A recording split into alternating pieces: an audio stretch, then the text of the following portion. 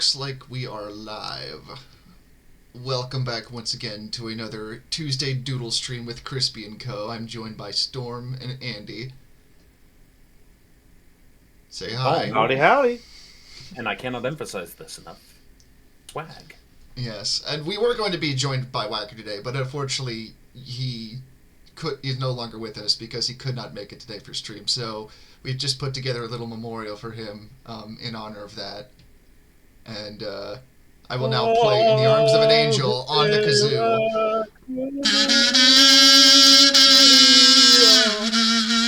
Amazing shit.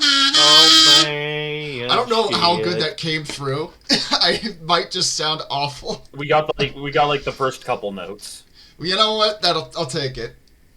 At least my wife isn't here because she'd come in and hit me with a rolled up newspaper because she doesn't like when I play the kazoo. Anyway, I'm going to continue my drawing from last week, like I said I was going to, and also it's fun to do. What? I was just gonna say some women don't appreciate art. I know. Like Pudding appreciates my art, don't you, buddy? Where'd you go? Oh, he's sniffing stuff. My cat just Pudding, in the room. Pudding's just in the back, like, kill me. Hey, he's a good. Well, I want to say he's a good boy, but he also gets into a lot of trouble. Good boys can get. Because I'll be. Well, I mean, he is a cat. Yeah. Well, I mean, I'll be sitting in here on stream or like whatever, just hanging out in Discord, and I'll have my headphones in or I'll be playing games, and I'll just hear my wife yelling Pudding in the other room, and out of context, it definitely sounds like madness. Which I wonder what my downstairs neighbors must think if they can hear that, but it really makes things fun.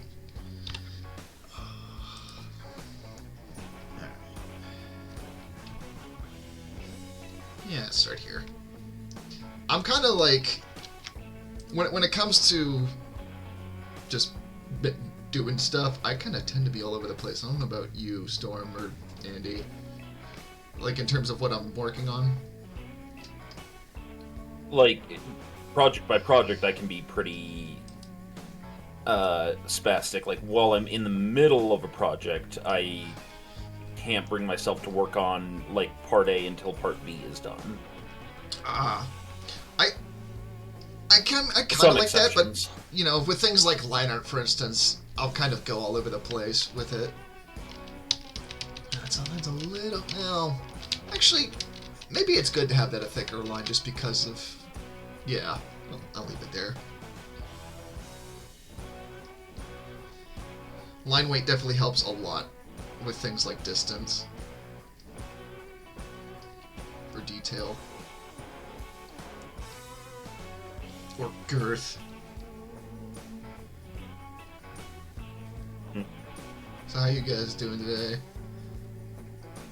How's chat doing today? How's everyone doing? I hope everyone's having a good Tuesday. I only have 18 people in chat, including one von Falkenstalken. Holy. Holy.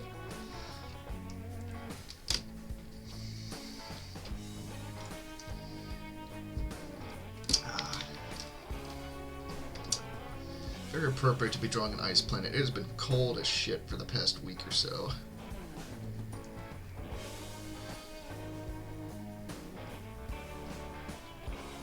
I don't know if you guys have got... Well, you were dealing with some cold, Andy, if I remember correctly from last stream. God, I feel like I almost froze to death last night. Really? Yep. And it's been cold here, too, though ours is a dry cold because of where the mountain is.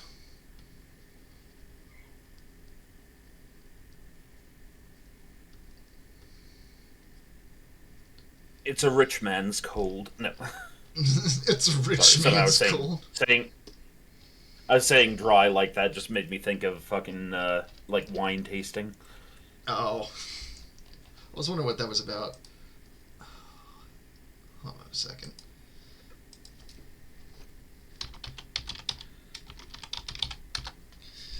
I guess it only decides to play one song when I want it to.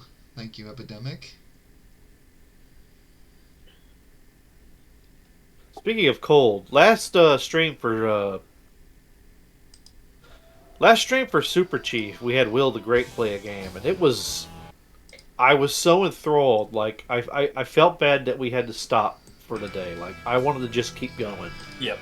Also, hey Zerg, yes, this is oddly enough Krispy doing normal art, and hey Lord Croa, doing good but frustrated by delivery companies. Yes, that is something Krispy knows all sorts of things about. Oh boy, I think I told the poster story on stream.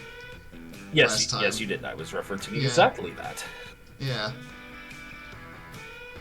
Yes, surprisingly, I can draw, you know, non-cursed things. Strange, I know, considering, but... That being said, I did have a fun couple things I was working on last week, one of which being my Secret Santa gift for a certain historian of Battletech, because I made this. You know, if the people have to see something cursed, you could show them my clown pictures. I sent Oh you. god, I forgot about the clown pictures. Where's the other one that I did? Oh yeah. Whatever. I'll look for it later. But yeah, I was having fun. Actually, it's been a while since I've really sat down and done like some non-goofy stuff. Just because I've been doing. Nora laments the lack of snow. Yeah. I think we actually got some last night because my car had a coating on it. Not a lot, but you know what I mean. But enough where I noticed.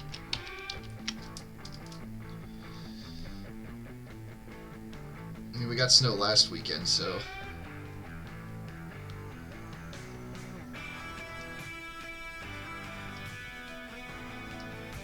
What kind of devices would these guys have? What kind of survey equipment?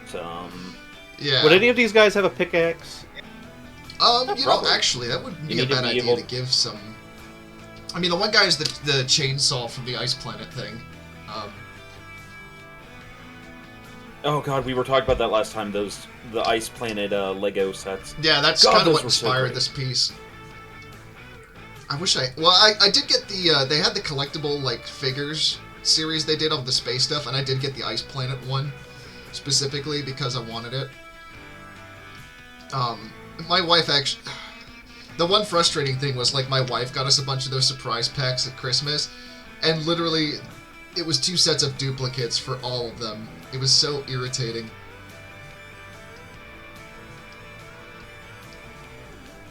Yeah. That can be an irritation.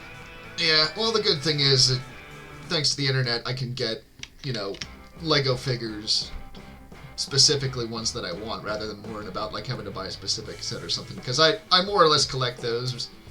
I don't necessarily buy big sets anymore just because I've got plenty of stuff as it is, and I don't really have the space. But I like collecting minifigures. I've always liked them. So, I've just got a bunch of Star Wars ones the other week for my birthday. Yeah. Man, Star Wars Legos are so damn expensive now. Well, I mean, it's a category. It's a category of thing people want. Yeah. It's like some of the sets. I'm sure are if just you wanted like, to buy the, for what you get, it just feels like too much. hey, at least they're available to you. At least they're available to you. Try doing a Stargate 1 Lego set or something. Well, now they have One Piece Legos, which I'm just like, what? Well, for us, maybe it's a bit like I could see the kiddos liking it. Oh, I'm sure kids will want it. I'm also not like a big One Piece fan as it is. In fact, I've taken the piss out of it in front of my one friend who likes One Piece because it's funny. At least I think so. Yeah. I do feel for them because clearly, really? like, and I've enjoyed what of One Piece I've seen, but like it is a bit long for my taste, and clearly they see something worthwhile in it, and it's just they have an uphill battle convincing us that waiting that long will be worth it. I've never been a fan of the super long anime type series. Like Bleach is another one that I feel that way about. I don't know. Just I'm of the mind, like, don't get me wrong. Oh, go ahead. Oh, I was saying there are certain animes I think could easily do with being longer, but yeah, unless there's some real magic that I'm not seeing, I feel like One Piece probably doesn't have that. Yeah, I mean, for me, it's like I don't mind. Don't get me wrong. I like a good length story, like a longer story. But at a certain point, when you go on like 15 different arcs, I'm like, the story's gotta end at some point, you know. Oh my god, Digiman, really? What did he do? Why would you make One Piece Legos? You can't even assemble them, as they're already in One Piece. Oh, god damn it! Also, hello, Digi. So I call Rail and beat him up. I was like, somehow Rail is responsible for this. Go and beat up Rail for what Digiman said? Yeah. I just feel like it's like he's Rail's pun Padawan, a Padawan, if you will. Although, given that Digi's older, I feel like it might be the other way around. Hey, Tord Loa.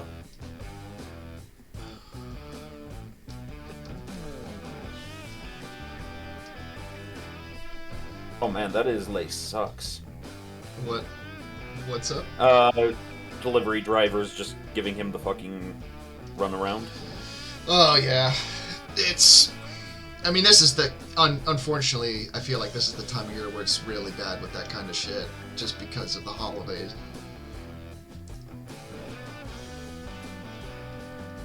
Hopefully, you get your issues sorted. It's not fun when you want something in the mail and then it just shenanigans happen. Yeah.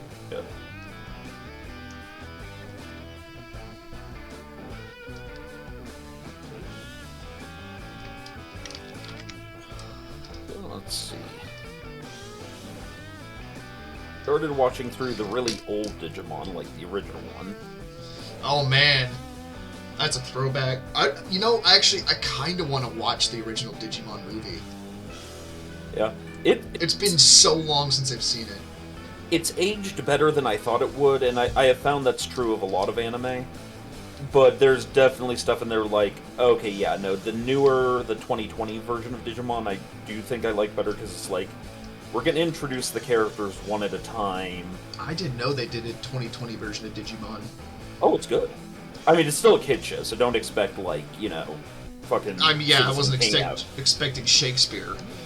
But like, it actually even has some pretty heartfelt stuff in it, like... Well, that's good. Dealing with Matt's parents' divorce and, like, him and his brother being separated. Mm-hmm. So, like, it does deal in some topics where it's like, okay, that... hard topic, but, you know, good stuff for kids to be able to deal with. I mean, that's the sign I feel like of a good, like, cartoon or kid show where, like...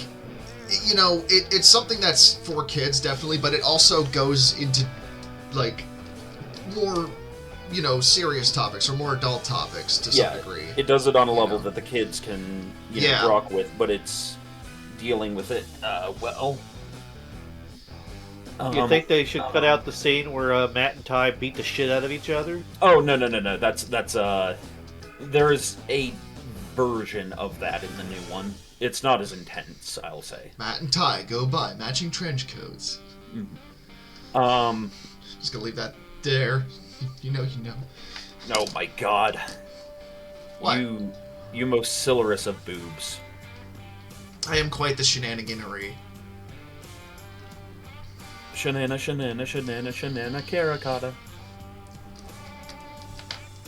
Yeah, I will say that some animes, I mean, a lot of the 90s and 80s anime I feel like has aged pretty well, but that animation style is just so nice, it's kind of timeless, I want to say. The reason I kind of pointed that out is due to the quality of, like, voice acting and shit, there are a lot of American cartoons that haven't aged the voice well. acting. Like, some of them have, but, like, the voice acting of, say, Thundercats is pretty rough. Yeah. I mean, I also just think of like Speed Racer and what that was like, but that was also like done fast, done cheap. So well, yeah, and that's the American voice acting. For a long time, voice acting in America was kind of seen as a low rent job. Yeah, I mean, I would honestly argue it still is to some degree. Yeah, whereas at the time in Japan, whether it was seen that way or not, it was kind of a you do it and you do it right. Yeah. Well, you know, not to sound bitter, but in other countries they actually care about artists and the people that make art. Yeah. You know. I mean, that's fair too. It's. I don't want to get into it. Delta says, late back to the show, I remember this picture. Yes, we are still working on it. Back to part 2. I'm hoping to at least get it flatted out today, meaning I'm going to put like base color down, maybe start figuring out, you know, shading and things a little bit. Awesome. Depends. Yeah, some good news on my end for art. I'm not doing it right now because I'm recovering from a therapy session, but I've been doing physical therapy on my arm for carpal tunnel, and I'm starting to be able to draw properly again. That's good. Yeah. On the way to the meetup, I just ended up like really cranking off the carpal tunnel by when you drive in the same position for 800 miles with the arm raised and such, and so like through a lot of the meetup, I was basically flexing my arm trying to get it to loosen up. Just make sure you practice. You know, imagine if that's what I'm saying. Imagine if Muscle King was there. He would have fixed you up real good. Oh god, yeah, no. We are going to pump you up. Yeah, that's the one shame of this year is if he was there, Krispy, you would have learned whole new ways to feel flexible and also scream for your mother. Oh, I'm sure it would. Yeah, it would have been like the beach scene of Saving Private Ryan. Yeah. You would have learned whole new delicious pains. The ultimate pleasure of pain. Oh. For those who don't know what we're talking about, there was a feller at the meetup one year who he's a like medical massage guy. So basically, what he does is find muscles that should release that haven't, and then just does unbelievable Russian war crimes until they do what they're supposed to. Oh god, just rolls it. He just needs it like 3-week-old dough. And your hands, your packing material. What I mean by that is he knows how to make you pop. Mm-hmm. Oh. And it's not a feel-good massage. Like, you will not feel good during it. You will feel good well after. I just think of the one scene from the movie Hot Rod where she does the kung fu move that makes him shit his pants. Yes! I just feel like that would happen. Like, he'd move a certain muscle a certain way. I'm like, I have to go to the bathroom. We're pretty well convinced he could do that if he wanted to. You know what? I'm not about to test that theory because I don't doubt it.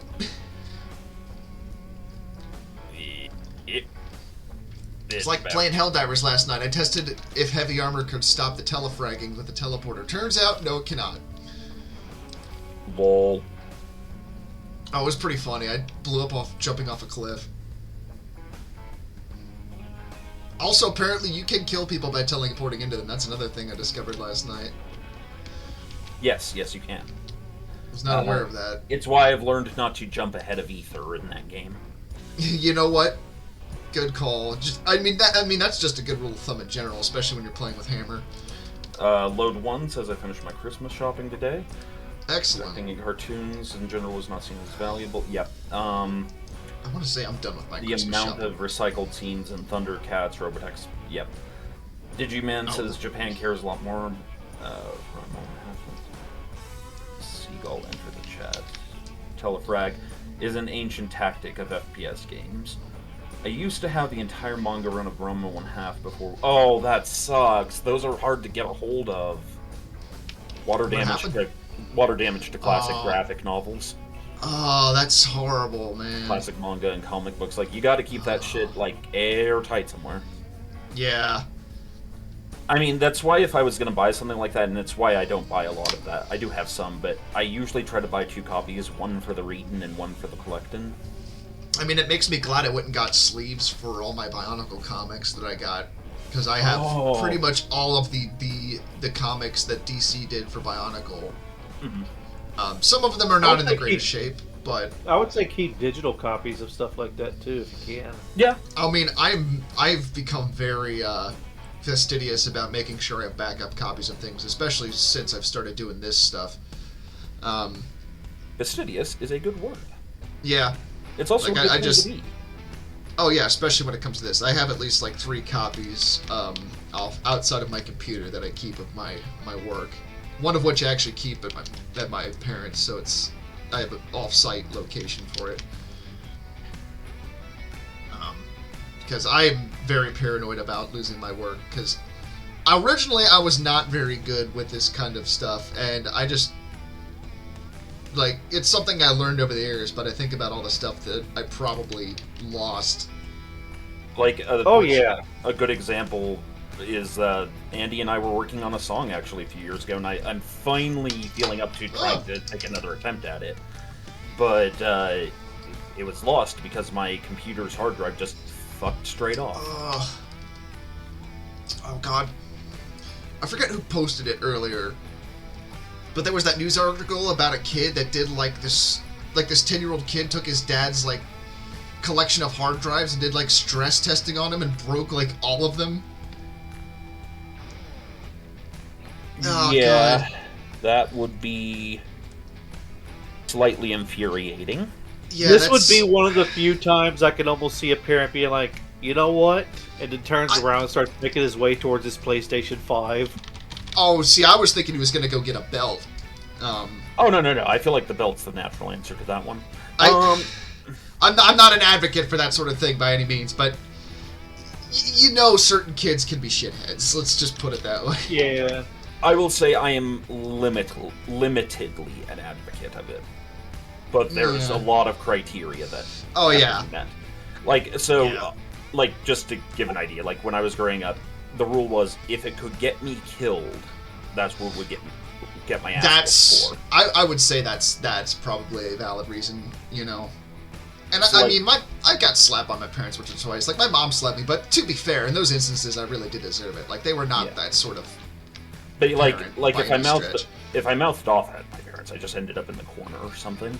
Oh, that was one of the worst things to do is mouthing off when I was growing up. That was like, yeah. Mm-hmm. Especially to your mom. Like, you could mouth off to your dad and he'd whip you, but if you disrespected your mom in front of your dad, he was like, oh, that's how you die. Godzilla waking up. Yeah. His eyes start glowing red and the Doom music starts intensifying. Now, that said, obviously, none of the 3 of us are parents. We're just speaking about our own experiences. Oh, God, children, no. Blah, blah, I am blah. not a parent by any WBPL is not a parenting advice place. Yes, if you're getting parenting advice from this Twitch stream, you should not be getting parent advice from this Twitch stream.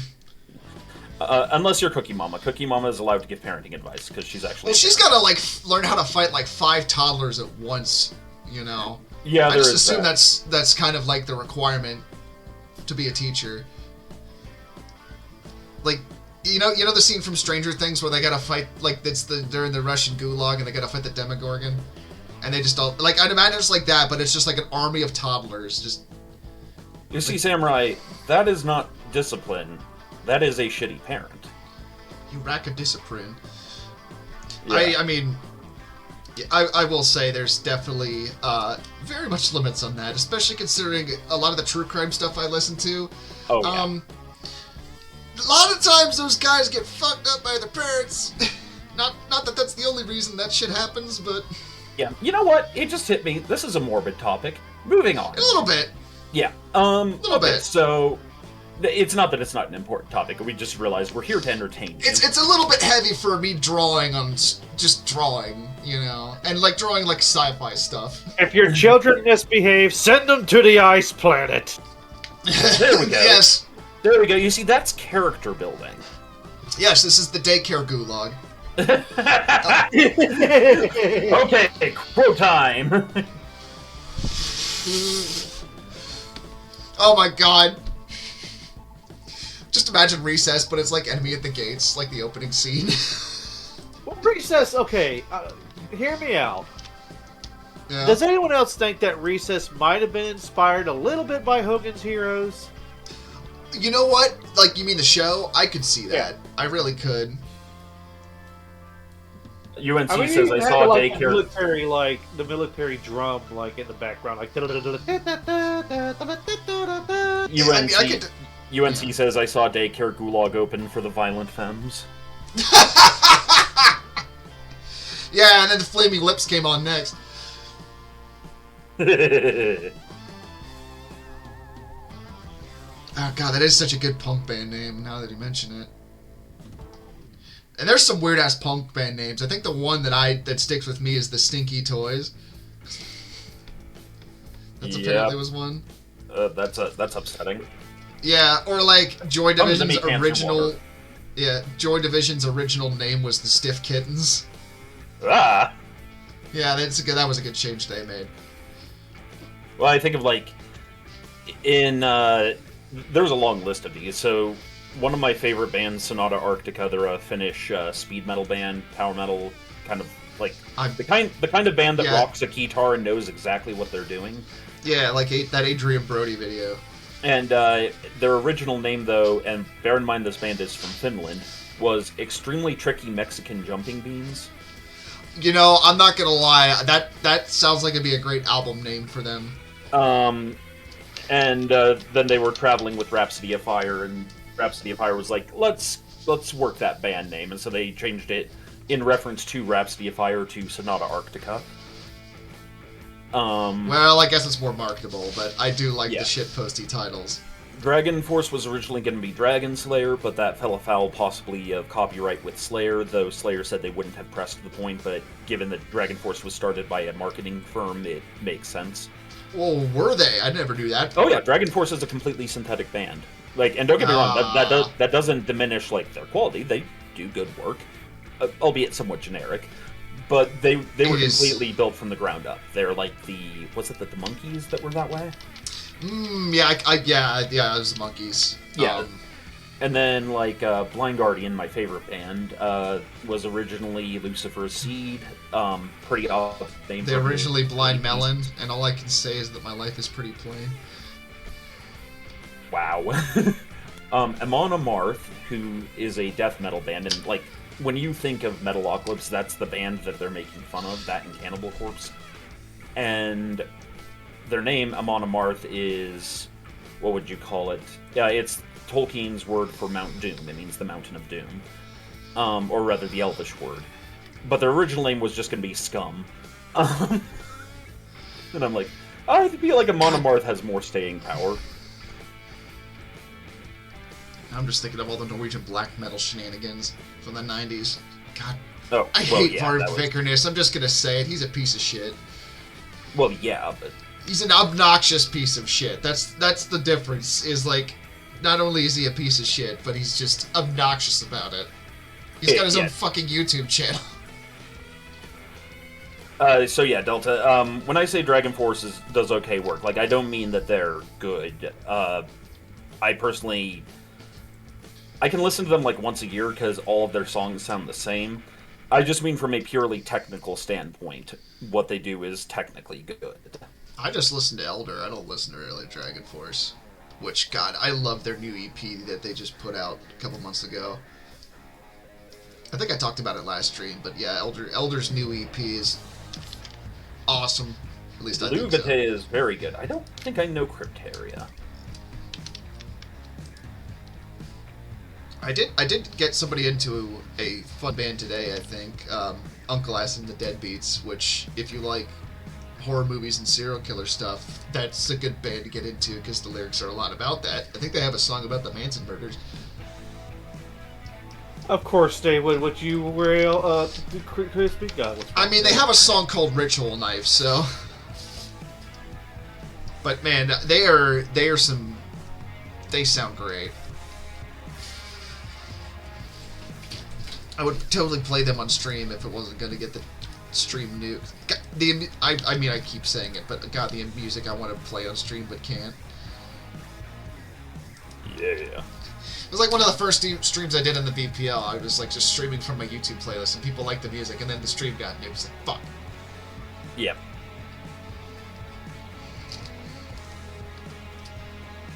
Yeah, and the thing there, Delta, so, like, where I will bitch about Dragon Force a little bit, because I try to be fair and not just call a band bad unless, like, some really objective shit is I'll in the talk way. shit on Imagine Dragons any day, but continue.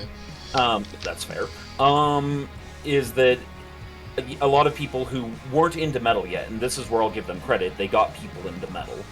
A lot of people who weren't into metal yet and first heard them were like, wow, that's such amazing playing, and I'm like, that riff was from Rhapsody of Fire, that riff was from Blind Guardian, oh, that's Halloween right there. So, like... I understand. Yeah, it's one of those, like, okay, it's a gateway drug. I will give them that credit, and I do love them for that. What a descriptor. But, yeah, like, once you're in as deep as we are with our respective genres, then you start to see, like, okay, there's the quality stuff and there's the normie stuff. And you know what? Normie stuff's fine. People don't choose to be normies. They just I mean, a lot of my music taste started out with, like, essentially butt rock, so I'm not gonna talk shit. Yeah. Too much. Now, this does cause me a question, because I'm not super familiar with Imagine Dragons. So I'm not. I'm not either, but I just know the formula for their songs is a bunch of rambling words, and then they scream the title over and over. Okay, so that's what I was going to ask, is, like, out of curiosity, what is the reason for the lack of respect? They've become essentially new Nickelback. Okay, so it's the Nickelback problem. And the thing is, like, that's actually an insult to Nickelback, because say what you will about Nickelback, they at least had some good songs, and they actually had variety to their songs. Imagine Dragons songs sound all the same. Yeah, that's fair. And yeah, they're kind of like the kings of butt rock at this moment, I feel like. But that's just my opinion. If you like Imagine Dragons, that's fine. Good introduction to Crypteria would be The Promise, All Systems Go, and probably The Night All Angels Cry. Well, let's go take a look-see at that. Wait. Oh. I'm starting to get to the point where I'm making too many layers and it's confusing me. Yeah.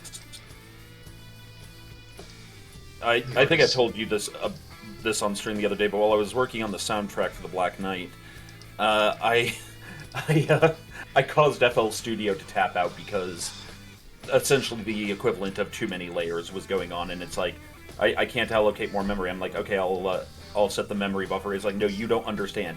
I'm not programmed to allocate more memory than this. I can't do this. Chan, the bandwidth is too thick.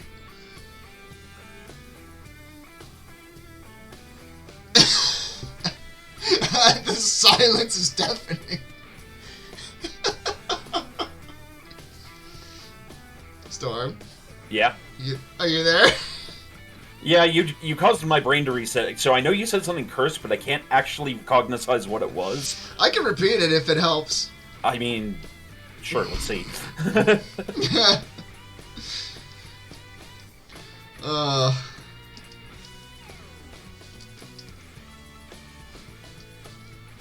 I just think about all the times, like, I apparently, like, used to call my one third-grade teacher too old to teach. I think I've said this before. She was also, like, a mean teacher, so I don't feel bad necessarily about saying that.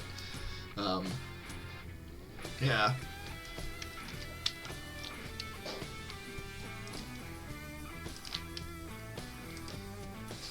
Andrew. Yes. Hi. Hello, I'm working on something for you. Oh, I wish to see. You'll see in quite a bit. Oh, I am excited. Okay. I need to look up something real quick, because I just had a thought.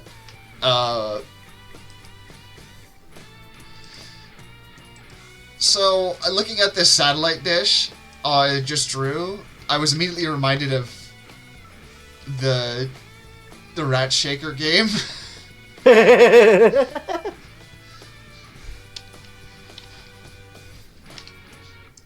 God, my brain is fucking weird. I guess it comes with being autistic / having OCD, but still. Yep. was reading up some stuff, and apparently, and this is always subject to change, and I am no. Oh, we are far from mental health experts. I barely can deal with my own mental health some days. Yeah. So. Also, hi Diggs. Hi, Ratchaker says the Diggs. Yeah, we did. One Maroon 5 was too much. It's Maroon 5. Adam Levine is. Digi is saying, Imagine Dragons are the new Maroon 5. And what I was going to say is, apparently, there's some theorization at the moment that OCD might actually be a substrate of ADHD. Really? But it can't exactly be treated the same way, but they think that the causes might be similar. Which basically is that the transitory point between dopamine reception and the ability to focus is somehow interrupted. Well, it's interesting you say that because, apparently ADHD is on the autism spectrum, from what I understand. And, if OCD is part of that, I can totally understand, how it's related. Because in some ways, I mean, one of the podcasts I listened to, one of the hosts thought for years that he had bipolar disorder, but it turns out it was ADHD of a certain type. And, that I could see something similar to that being the case with OCD, Yeah. And, I mean, if that is the case, I wonder if that could lead to, better treatments and stuff. Maybe, and again, this could also be disproven. I said this is only being, hypothesized. But a lot of it seems to be something to the effect of, the correlation, I guess, comes in where, let's say I am someone with ADHD. It is possible for someone with ADHD to be sensation-seeking. That is one of the symptoms. And so if you're sensation-seeking, it's because your body doesn't quite get the same dopamine hit from a sensation that somebody without the condition would. So then they're more likely to, say, gain weight because it's not that they're, that hungry, it's that their body is saying, wow, that tasted good, I want a little more of that. Or like an addictive personality. Yeah, so you're more likely to develop addictive or impulsive behaviors. You're making me deep think about just certain instances of behavior of me. Just Well, and then it's like I could see it, I guess is more what I'm saying. We're not trying to talk about you, Diggs. We're just we're talking about our own mental health, Yeah. But then, overdiagnosis is also a thing. But then we're all in this short bus together. Well, let's look at what you and I do as people with OCD. We don't impulsively do things. We compulsively do things. Thoughts come unbidden from us. Now, everyone has that. There's no such thing as a person that doesn't have that. But it's degrees and levels. With OCD, it's a much more intense degree. So, some normal person gets a craving, it gets hit, 2 or 3 times on the button. We get hit, 40 times on the button. Yeah, or, you have anxiety about, a certain subject or, just whatever. And for most people, depending on the situation, it may be one thing or another, but for someone with OCD, it can be far more intense. Yes, Delta, they are. That said, all of this is to say that they're learning more and that there is hope for this stuff, and, Well, I'm always glad to hear about more progress in the field of mental health, because in terms of, understanding the human brain, we are woefully behind in comparison to other, physical health. Bully Snake says, y'all describing close the fridge, you're not hungry, you're bored. Yes, that is actually a big portion of it. Oh, yeah. As a species, we eat in response to boredom. That is something we do. That's what dogs do. Dogs are perpetually bored, ergo eat. My cat keeps chewing on the trees, and I'm like, stop it, Pudding. Stop it. Get help. We do. We try to pick him up, and then every time we pick up Pudding, he meows in protest. And it's like a pouting meow. If I were nature's perfect killing machine and somebody could just pick me up and call me Putters, I would be a little mad too. Yeah, I pick him up, call him Putters, I hug him, give him kisses, and he's meowing, upset. And then he breathes his tuna breath in my face, and then I put him down because I'm gagging to death. Fair. Meanwhile, Yogurt, you could just like hold her and she'll be just the chillest cat for much longer. She'll eventually get tired and want to get down, but she'll want to get up to get down. What? Want to get up to get down. What? Oh, this morning I was like getting up and getting ready for work. I just hear like her chirp and I look up and she's just like sticking her head around the corner of the wall. All in all, you're just another corner in the wall. Yeah, man, we playing 5D jazz. I was singing The Wall a few hours ago to my dog, and he looked very concerned.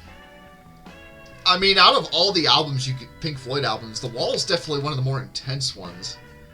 Yes. I mean, my friend watched the Wall movie, maybe or maybe not on mushrooms, and watching imagery from that. I'm like, oh my god. Parentheses, don't fucking do that. No.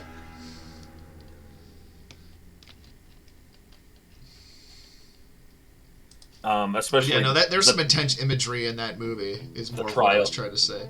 It was specifically the trial I was singing, and that's what gave my dog a heckin' concern. I believe it. I was thinking of Goodbye Blue Sky, because that's like... Man...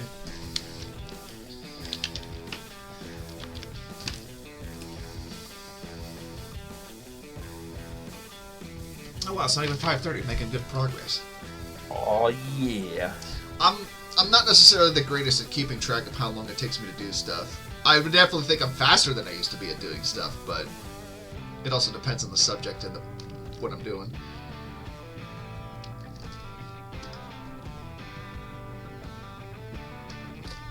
I really do think art is very much like a muscle, and like the more you exercise it, the better you are with it.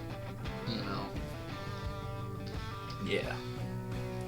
Which is why I mean, this is just personally a me thing. I try to not go more than 3 days without drawing. Yeah. Oh, it felt like fucking water in the desert, finally getting to sit down and write music this morning. Oh, I believe it. Starting on the opening theme for my musical. Yeah. It's like, where I work, we're closed down like the last week of the year, which tends to happen like every year just because of the nature of my work, but I'm really looking forward to using that time to like catching up on a bunch of projects and stuff that I've been wanting to really get more invested in, you know. Yeah.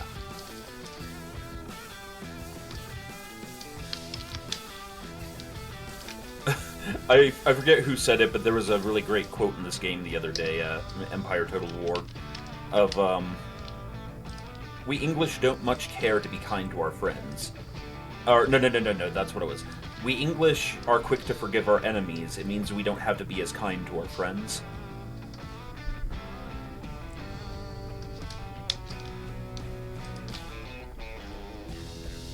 That sounds like it's Empire Total War reference. Yep.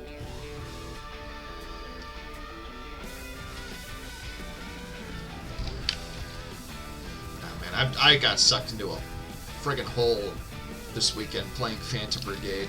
That's like my new favorite game. If you like the Harebrained Schemes Battletech, you'll like that game. Yes. It's so satisfying watching your mech just run up to a guy from halfway across the map and just slice him with a sword and blow him up. Yes.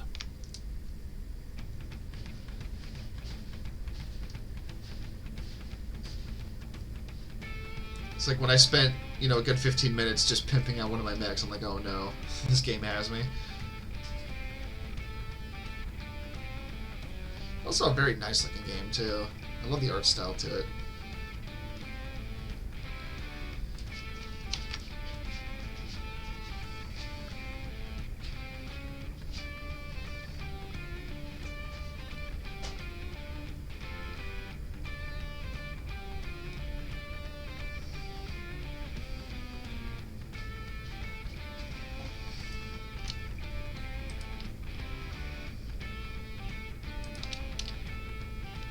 What comes next?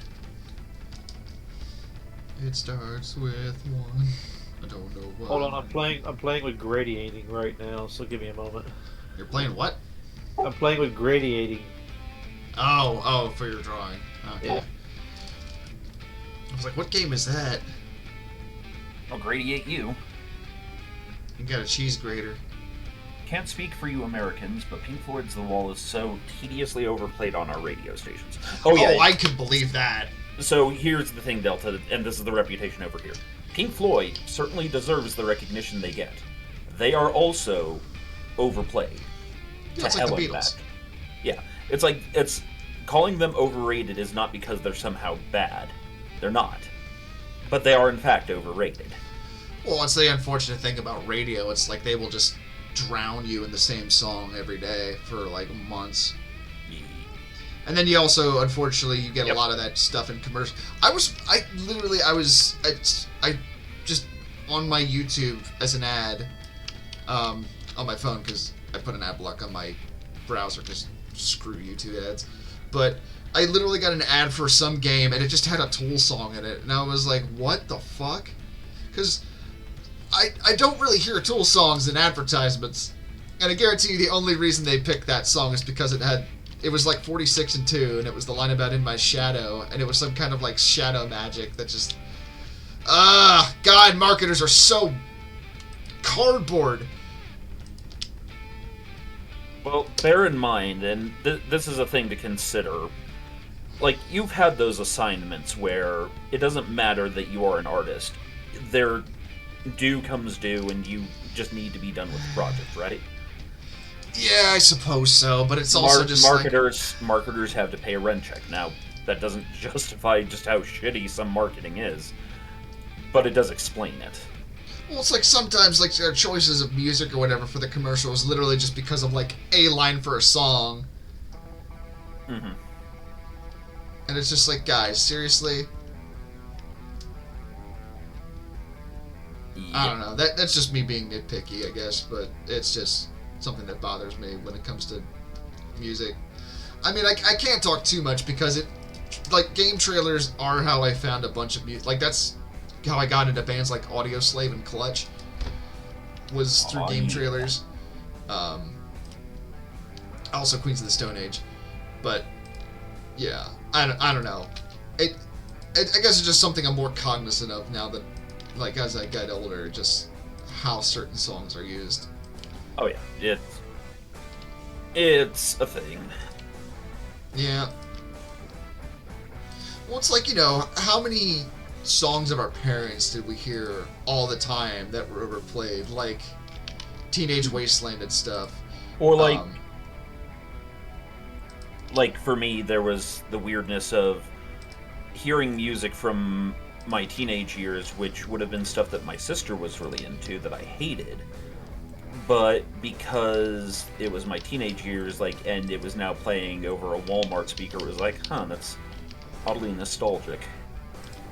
Oh, yeah. I mean, hearing, Matchbox 20 on the radio is very nostalgic for me, especially if it's bent. That song slaps. I don't care what you say about Matchbox 20. But, yeah, I suppose there's the nostalgia to it, too. But it also is, sometimes it's just weird, because, there was one time I stopped at a Walmart to use the bathroom, and as I'm walking out of the bathroom, I just hear over the radio, everybody walk the dinosaur, and I was like, what? Of all the music to play in the Walmart, and then I just thought that one Assassin's Creed video where he's doing the weird dinosaur walk to the music. Yep. Tom Zach says The Wall is overplayed. They have other albums, commercial radio, play the safe song. Oh no, 100%. AC/DC is similar in that regard. Yep. Oh my god, AC/DC is so freaking overplayed. Back in Black is ruined for me with just how much stuff it's been. Yeah. And it's actually very fascinating why things get chosen for radio play. But it's ultimately well, it's well, how much is it? How much of it is the band members or the marketing be like, "Hey, play this on the radio. We'll pay you a little more."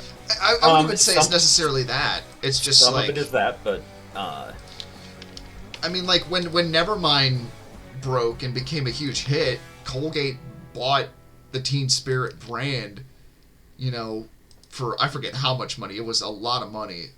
Yeah. Mainly because of that, of Smells Like Teen Spirit. Well, and then there's another half of it, which a lot of people don't consider. If you are an advertising firm, and you want to pay for advertisement on, like, someone's, station, something like that, you are having to consider pay by minute. And a lot of times, radio stations, they basically see traffic return from people asking people to play songs, so they learn the entire science of that.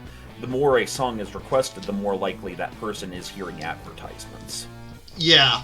I was just about to say, radio stations, I definitely could see that being a big part of it, just because, and not even necessarily just because of that point, but also because I don't know how certain this is, but radio stations have to, like, pay for certain soundtrack or, like, songs and things to be able to play them? It depends. Generally, as a group, you want to be able to get your music out there and played, but you also want to make money on it, so there's kind of a balancing act there.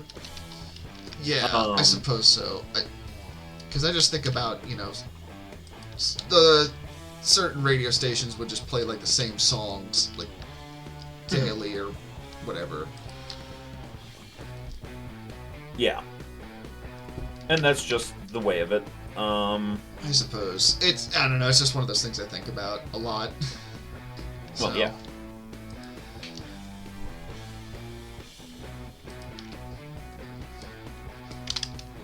Also, part of this just comes from me, like, studying graphic design and advertising and things, and just ending up just... which is ironic, because I really am not a fan of a lot of advertising. It's just so obnoxiously annoying, but I also... a lot of, my study involved things like that, or, like, packaging at least. Just all sorts of stuff. Yeah. Just one of those things, I guess. Just one of those things where you... Just one of those days! Just one of those days! What matter what he said, she said! It's on the radio! Yeah, that's how it goes. Yep, something like that. Keep rolling, rolling, rolling, rolling. What? Yeah! What? One of those songs where, like, they replaced an old man going like, what? What? Can we get Whacker to... Can we record a version of Limp Bizkit with Whacker doing the Fred Durst shout-ins in the man shit voice? Are you ready, Krispy? Also, once again, in memoriam to Whacker for not being able to make it to stream today. Oh yes, please send it to me, Andy. Okay, so Delta T has a good take here. Sprite is lemonade in the same way that a Hot Topic shopper is a proper goth. You're not wrong. Oh, I like that. It's like John Carpenter's The Thing. Supposed to be like a frost mining tool or something, and he's got. I can see that, yeah. Like a heat gun or something. Yeah. Yeah, like a heat chainsaw, and he's got a TiVo remote. Yeah, you can see the YouTube symbol. I was doing that. Yeah, I was like looking at that. I was like, does he have a remote control for a TV? It was supposed to be, I don't know, some kind of scanner or something stupid. I mean, let's be honest. Like, how many of those like sci-fi props are just? Oh god, can you imagine like we need to make a sci-fi movie show where like they have to deal like every once in a while they show like their devices and they have to go through like ads or something. It's like, let me uninstall YouTube on here or something. Oh, just like really get into that part they don't talk about in sci-fi? Yeah, that'd be funny. Like they're talking about their dire plan to get off the planet. One devices go off. It says, "Your order from Amazon is ready." Oh god, I hate it. I was also just thinking of how, like, whatever those like comlink devices were that they had in Star Wars were actually like Gillette razors. Oh yeah. I figured that out as a kid because my sister used those. Ah. And I was at that age where it was funny to make fun of my sister for having to learn to shave her legs. Oh, that's fair. I mean, I think I've said it before. I used to stick... My sister had a cardboard cutout of Legolas from Lord of the Rings, and every time she'd go in the bathroom, I just stick it in front of the door. Or stuck it in front of the door. And every time, it would make her jump, and I'd just cackle. We, of the category that are brothers, such is our task in life. Yeah. Such is our duty. I used to scare the shit out of my brother. I regret it now. I feel like an asshole. Oh, my brother, I mean, us being twins, I think, definitely helped with a lot of that stuff, but, you know. Andrew, there is a wisdom here. Children are assholes. Yes. Yeah, yes. I've seen enough horror movies to know that for certain. Yes, because there's an informed opinion. Hey, man, I'm just... Never mind.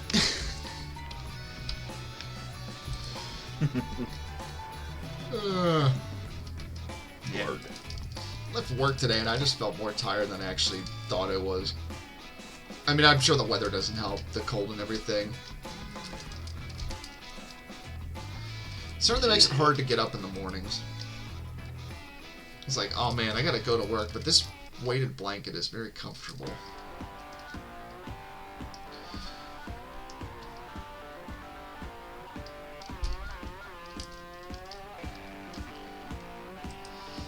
You know, for the comic I'm working on, like, I try to think of the soundtrack a lot for it, and this kind of music definitely fits the bill. Just like bluesy stuff.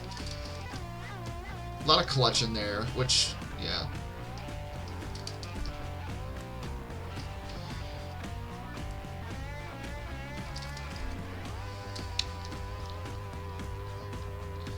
Alright. Oh, that's what that layer was. I was like, what's it selecting on the corner? And all the guns in Star Wars are World War II surplus because the props guy just had a shit ton in the back. Oh yeah, that makes sense. Huh. It actually adds to the aesthetic now that I think about it. Yeah. I actually did not know that it was all from one guy, but yeah, yeah, it's a lot of World War II guns. I mean, the Stormtrooper blaster is essentially a Sterling submachine gun, which is an evolved form of the Sten. Yeah. Actually, there was a gun show I went to one time, and one of the guys had a Sterling there, and he had like a label on it. It was like Star Wars blaster, over 9,000 shots or something on it.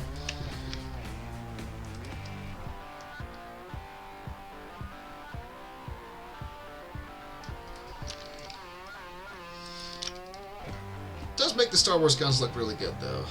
So, think of all like the guns and stuff from like, oh man. I mean, I love the Clone Trooper blasters, the DC-15s, which are essentially, I forget what they're made of, just a bunch of stuff. I will say, seeing like MG3s and MG42s made into Star Wars blasters, though, I'm kind of like sad for, because I want one of those. I want an MG42. I'm never gonna get one, but I want one. Wouldn't mind shooting one if that was an option, but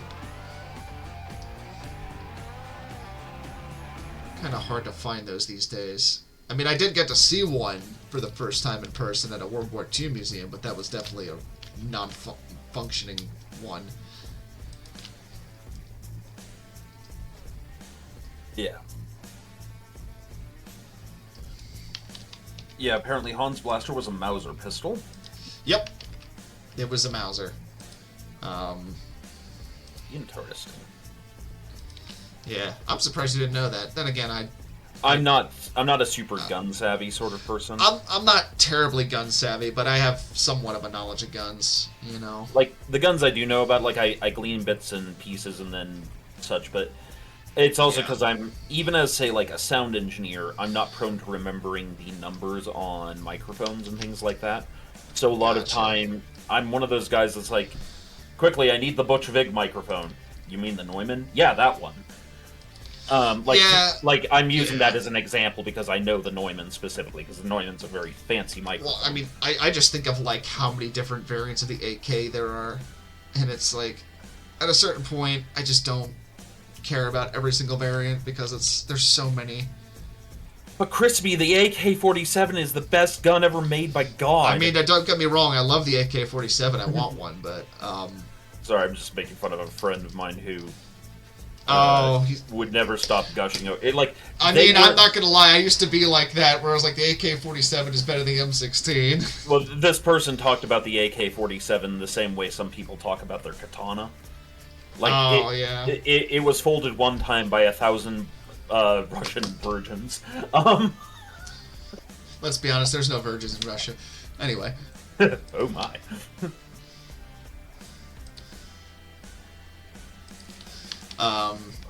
Yeah, no, I mean, gun stuff can just get so all over the place, especially with certain. It's like it's a world I'd like to know more about certain firearms, but I'm also not like really a big gun guy.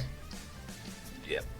Kind of weird being like not big gun guy in a group of people that know about every part of a tank and shit, and it's like, Well, I mean, I don't want to say I'm not a gun guy for lack of disinterest in firearms. It's just more of other certain reasons that I don't necessarily want to get into, but...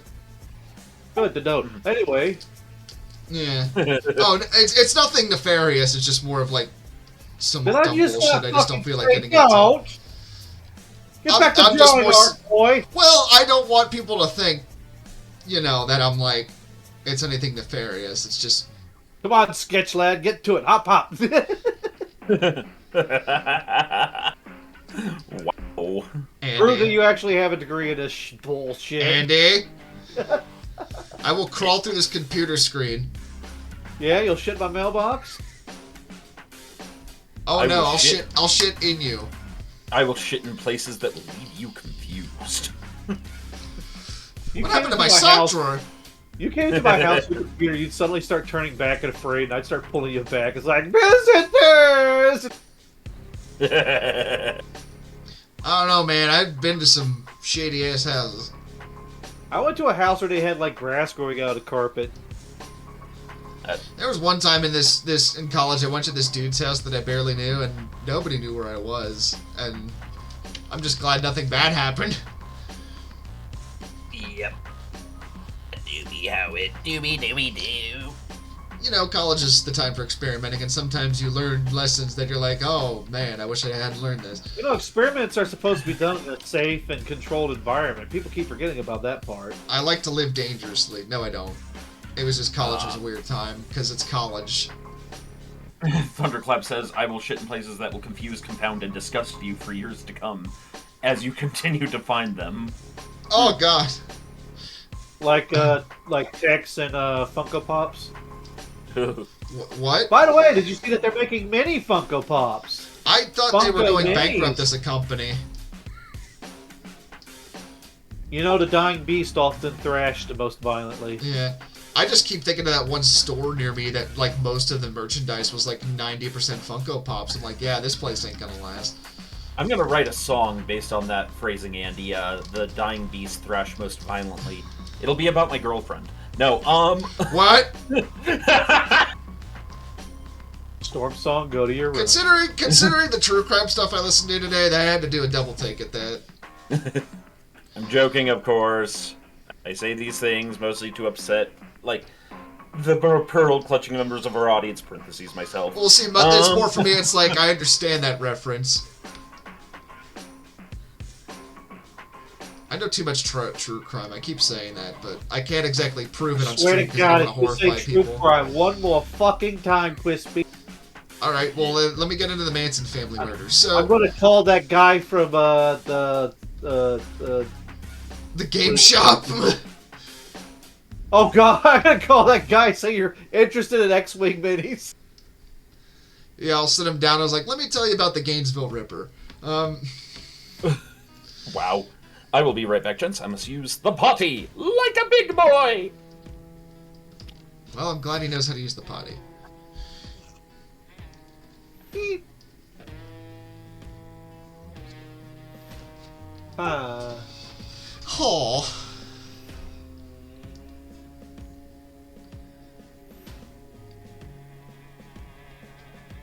Huh. What you doing? played Minecraft. Minecraft. I drew a picture and now I'm tired. Oh man, I'm right there with you.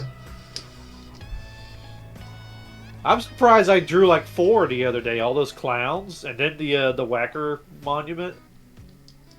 Oh yeah, I mean yeah, you have been doing a lot lately, which I'm glad to see. I'm glad you're, doing stuff. Well, I was in a disturbed mood. That's why I drew all the clowns. Hey, there's nothing wrong with that. We'll take our inspiration from someplace. I don't know the name of the clown that has like the bypass scar, but there's a. What did you name him? Klepto the clown. That's the one that's like. Is he a clown or is he a homeless guy? We don't know. But did your grandma or like any of your family ever had those like hobo clown paintings and stuff? Because my grandma had a bunch of those. No, maybe I'm sure I've seen a few, but I've seen them on like TV on the old shows and all that. Like yeah, where I was like, is this a homeless person or a clown? We don't know. Here's a picture. Yeah. My grandmother had a bunch of that stuff, and looking back on it as an adult, I was like, this is weird. The thing is that clowns have, pasty white faces and red noses and lips and all that, whereas people who are homeless or sick or have an alcohol addiction, they also have pasty skin with red noses and. Oh, see, I thought we were talking about like John Wayne Gacy. That's why. That's crime, that's one of the reasons why they think people are scared of clowns, because it's kind of like a. Not quite the Valley one, but it's like this person may be sick. Yeah. Oh, I could see that. A bit of, like the Uncanny Valley. Well, I mean, there is the thought the Uncanny Valley is like to warn us against things like rabies and such. But skinwalkers. Well, not to get too back into John Wayne Gacy, but it's, speaking of clowns and frightening people, it's interesting because if you actually look at his makeup for his clown costume, it's like a lot of times apparently like clowns will use like softer, like rounder shapes for their makeup and things, but his was very angular. Well, look at Limbo the clown. Look at Limbo the clown I drew, the one that has no arms and legs. I forgot about him. Oh, right.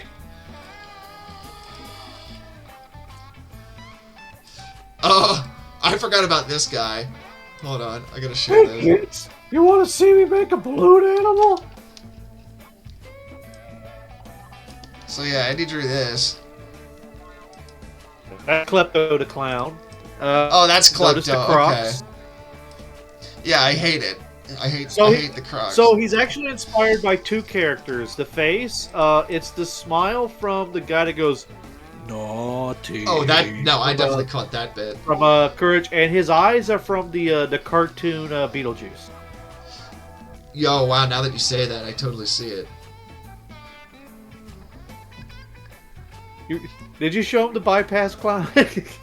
Oh, I don't think I did. Hold on. Let me go find him. I don't think you can show him Limbo, because that one's just... Someone might get offended by Limbo. Honestly, this just looks like if Coral from Aqua Teen was a clown. Oh, yeah? Yeah, this is like... Don't matter. It don't matter. None of this matters. He's got a cigarette in his hand. Oh, he does have a cigarette. I return, only to remind you all that I'm a goddamn sexual Tyrannosaurus. Oh, I forgot to paint his face. No goddamn son of a bitch. I forgot to paint his face. Don't worry about it, Andy. Yeah, don't worry about it. Stuff to remember for next time. That's the way I look at it when I notice I'm hoping a bunch of people would stream saying, "Show us Limbo! Show us Limbo!" And then I can laugh maniacally. It's like people keep taunting me to draw Furbies in the chat. I saw Furby Justice League a while ago. You definitely do not show him that one Furby in drew for whack.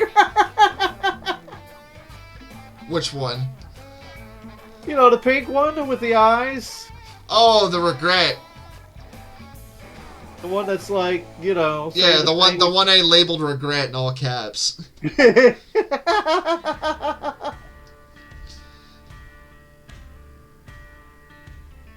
Because I found it a Hago face. I'm like, I could make something with this.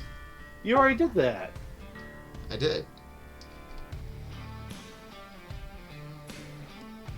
Sorry about that. I got a call from my business partner. God, this song right now is like the new Ford trucks. Oh, business partner, we're dead. We're out. We're sold out.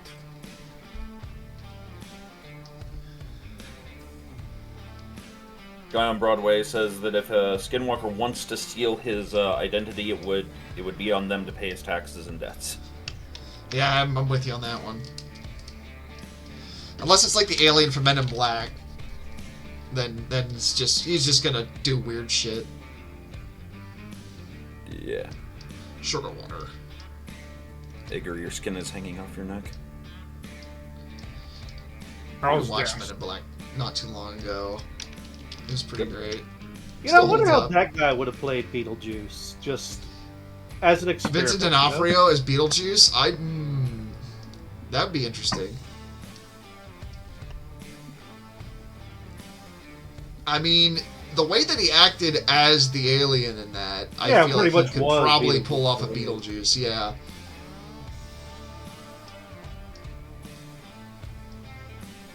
He also made a really good Kingpin in the Daredevil series.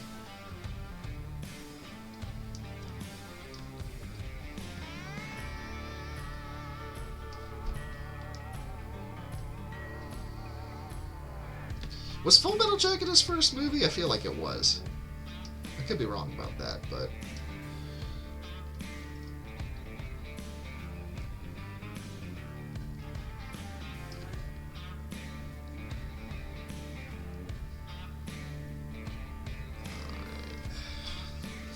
I think I'm almost done with the line. Oh, I forgot about the planets. Yeah. You caused me a near conniption just now, so... Several of my students were involved in a production of Gustav Holst's The Planets this year. And so when you said, oh shit, I forgot about the planets, I'm like, we were advertising it for months! Da da da da da da da da da da da da da da. Da da da da da. Have you played Super Mario Bros. 3? Yeah. Have I played Super Mario Brothers 3? Oh, Storm. No. Oh. Yeah. You've gotten to like Bowser's like flying castle. Yeah, I've beaten it. I've beaten that game. Yeah. I'm pretty sure they're like riffing off of planets or Mars. Mars. Yeah. Too. Have you gotten to Winona's Big Brown Beaver yet? Potentially. But yeah, no, Mars Bringer of War is probably one of the most referenced pieces of music in like either Western stuff or stuff intended for Western audiences. Nah, man, that's the Village People, definitely. I mean, that too. The YMCA. Now I'm imagining the YMCA doing their own version of Mars Bringer of War. I'd watch it. Oh my god! I don't even know what that is. I gotta tell you guys something. Okay, so I had a student in juries yesterday, and this was my first time meeting him directly, because, you know, it's a large department, we have a decent number of students, but during juries you kind of end up meeting all of them. Right, to qualify for those who don't know, a jury is at the end of a semester, any students that are doing performance major stuff do that performance for the professors as a board, so that we can kind of measure, like, hey, yeah, you're growing as an artist, you're doing your skills, all that stuff, that kind of thing. And so, anyways, the student is presenting a piece that he wrote, and I really want you to sit and appreciate, as I describe this, Krispy, that this kid, he's very tall, very skinny, kind of sickly looking, just rust red hair, a little, and, you know, pale and sickly, like I said. And he goes into a very in-depth explanation about the subject matter of his song, which, to be fair, is a really well-written song, but just this very deep explanation about the subject matter of the song, which was monarch butterflies. And the song is called The Flight of the Monarchs. He knew what the fuck he was doing. He knew what the fuck he was doing. And the song is called The Flight of the Monarchs. That motherfucker has definitely seen Venture Brothers. He's definitely seen Venture Brothers. And so they're like, I refuse to believe otherwise. And like, Did you call him out? Well, I asked him afterwards, and he's like, "I don't think I've ever seen it before. I've heard that there's some connection." I'm like, "Yeah, try watching it." I would oh my god, I want him to see that now. And then he comes in next time dressed as the Monarch with the goatee and everything. Yeah. Oh, it's so funny that he's never seen it. That makes it even funnier. It's like, oh man, you don't know. Is Venture's Brothers like based off a bunch of musical shit or something? Venture Brothers is based off a lot of shit. It's based off stuff like Johnny Quest and James Bond and. Well, and I know there's that, all sorts. like, well, there's all sorts of music references in it too. Like Iggy Pop's in there, Klaus Nomi, David Bowie. They have the Big Bopper, and Depeche Mode. Wait, oh yeah, they have Andy Warhol in there too. Yeah. Well, and also the whole conversation about But there's a lot of David Bowie references. So for Andy's sake, there's a villain in Venture Brothers called the Monarch who is. Yeah. I know about that. I kind of know that much, but I didn't know like the Monarch and. I didn't know there's a whole musical thing that could be associated with it. So I was wondering if this is one of those things where. Well, no, it's just more reverse. We were theorizing that the student was probably doing music based on the Monarch. And it turns out not even the case, which is hilarious. Assuming, well, because again, I'm in a position of authority, so he might be lying, thinking that like I'm going to like out him on it. I'm like, dude, that shit's hilarious. I know, that's great. If I was a teacher and someone was referencing Venture Brothers, I'd be like, being able to make connections like that on the fly and make other people not realize it is an art form in itself. So I'd be like, kudos. Yeah. Well, I mean, I don't know, man. It's like I was sharing like the drawings and stuff I did for the Secret Santa for the BPL earlier, and I didn't really specify what it was from, just more that it was from a gift exchange. Just because I don't know, I always feel kind of weird talking about like non-BPL related or like BPL related stuff to people that don't really know about the whole thing, you know? Well, we're not a cult, remember that. Well, no, obviously. I mean, I haven't told my parents about the rituals and things, but I mean, that's the big thing, is like telling like my parents and stuff about it, and just, I mean, I don't get too in depth, just more about like the kinds of stuff that I just say I'm gonna about. I mean, it's part of a group. I mean, and from our perspective, this is kind of true. As far as like my dad knows, and I'm pretty forthright with him about it. He basically categorizes it as, oh, that's your film crew. I mean, that's kind of how I've described it. It's like a gaming and art crew that I'm a part of, and I mean, my parents like they don't want to be problems with it. My dad's actually like, it's a digs. My dad's Guy on Broadway says, I would counter with Thus Spake Zarathustra or Verde Dicere. Yes, those are extremely commonly referenced in Adagio for strings. Very commonly referenced in modern film scoring music.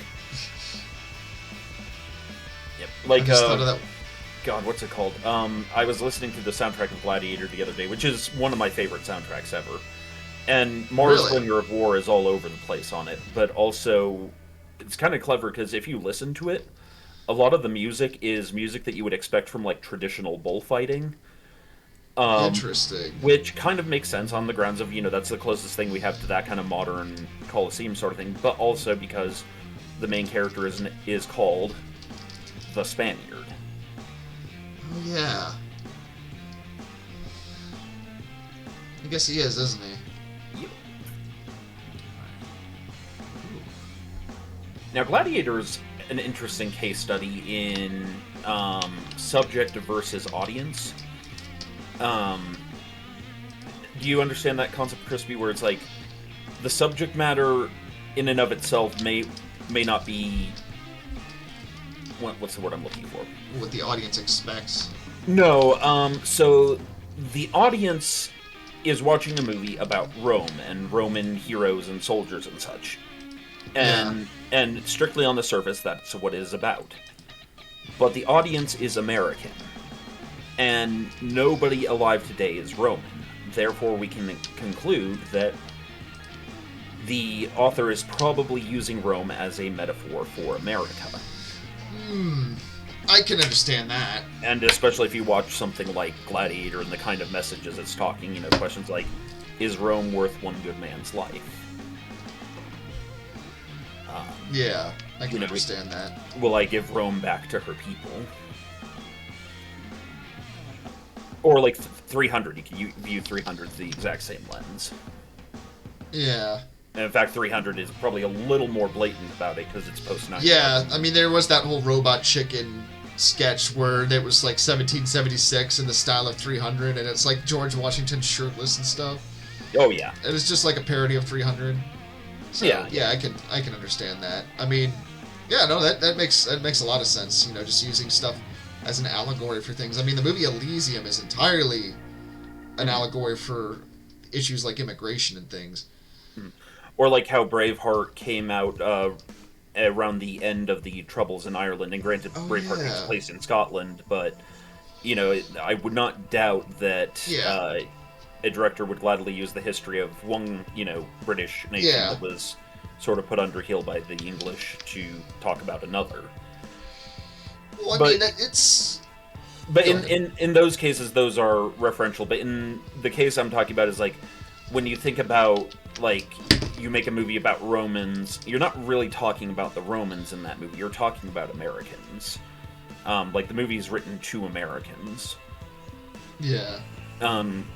Whereas like it's just an interesting dynamic because. Oh, it is. I mean, it's good. It's a good way to tell or like make a commentary in an allegorical sense that's not too on the nose about it. I mean, that's half the reason I have with certain media where they're trying to make a good point, but they just ham-fist it too much.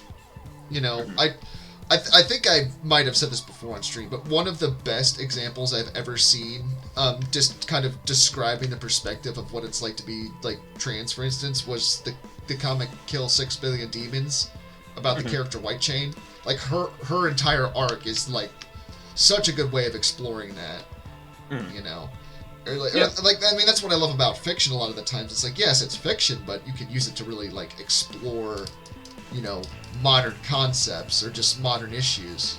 I mean, that's entirely what sci-fi is about. If you think about it, like, storytelling has been the oldest form of, like, portraying ideas and morals and, like, thought. It's a good point. You know? I mean, the scolds have been, like, it's been done before writing came about, I'm sure.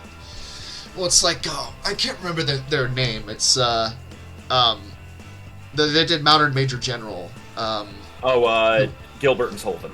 Yeah, Gilbert and Sullivan. Like, they, for instance, are a good example of that, you know. Or, like, just, I mean, there's countless examples you could honestly look up. I mean, I'll admit, like, the comic I'm working on, I'm putting a fair amount of just my own thoughts and perspectives on certain things in there. Not like in your face, but it's just, just, I'm using it as a sort of outlet of expression, I guess. Okay, Digi has a good example here of MASH taking place in the Korean War, but it was talking about the Vietnam War. That's an excellent example. Yeah. Sorry, what were you saying, Andy? Well, I would say, like, a lot of stories I've been thinking about lately is, like, about, like, almost redemption of monsters and all that. Like, it's not people who have done terrible things, but people who think of themselves as monsters or know that they are evil, but they're like legitimately like trying to redeem themselves. Usually they like become a priest or something like that, or some sort of like community member, and like it's like the thing that they're constantly worried is about. Like, I am capable of being such a bad person. Like Well, I feel like. Go ahead. I was just gonna say, like, the thing that comes to mind immediately is Valjean from Les Miserables. Yeah, like, one of the characters I've been thinking about a lot is a ex-thief who's a knife thrower, was a bandit, and after a bad raid, he was like, oh shit, we're a bunch of murderers, and he thought he was going to get killed, but he told, like, the kingdom where the bandit camps were, and so they kind of let him go, and he pretty much went off to the wilderness and became a priest and holds an orphanage. And as much as he's like, taking care of the kids and being good, he's still like constantly thinking about like the bad things he's done and he's capable of doing. Well, I would almost look at that, I would say that's a good way for people to sort of, in a sense, relate to the idea of, re-examining your past, just thinking about the person you were and trying to live, there are a lot of stories about people who were not the best of people, and then they like have self-reflection, and they'd like it's almost a very 180. Is like I'm Yeah. going to be the best I can because like, holy shit, that's just it's a very human story. I think is what the appeal is there, because I would argue that those sorts of struggles are things that everyone deals with, you know, in their own daily life. And like I'll admit, there's times where I, you know, I'm very self-reflective of just who I am as a person, just how I act towards people. Probably more so than I need to be. I'm sure part of it is just me overthinking it because, you know, OCD unfortunately can be very self-punishing like that, where you get way too concerned about things that most people probably aren't even necessarily paying attention to. Yeah. But, you know, at the same time, I just try to be mindful of that. And I read something the other day that really is kind of sticking with me, because there's times where I worry about, like, being mean to people and just because I'm irritated or whatever. You know, and I don't necessarily, like, say stuff to people, but I certainly think it, and I feel guilty about thinking that. But I read something that said, you know, kindness is a choice that you make every day. And that's something that's just been kind of sticking with me, like, this past week or so, just thinking about that, because I think that really speaks a lot, you know, to people, in that I would say everyone deals with those sorts of thoughts in one way or another, and some it affects them more than others, some less than it should, but you know, it's how you deal with those thoughts and how you live your life with those thoughts. I think that really is the thing that matters. At least that's just my thoughts. I'm just kind of just talking out of my ass here a little bit. You know what's funny about the whole redemption arc thing is that anime does it a lot. Like, look at Dragon Ball. Oh, How many of Goku's friends were at one point not just his enemy, but like his like lethal enemy, like frickin' Piccolo. Yeah, he got shut out by his babysitter now, but he was like trying to destroy the world at one point. He killed Krillin, and he got shat out of an egg. Yeah, you can say they're two different people because, you know, was Piccolo, this is Junior. His name is technically Junior. I just keep thinking of the scene where he hacks up Piccolo. Yeah. Well, that is also one of those things where it's like, I think it's where this is where Japanese and American culture, well, Western culture, do overlap quite a bit, and so I think that's why that particular trope is so popular in anime, especially after anime started being much more directed at the West. Because you don't see it as much in earlier anime.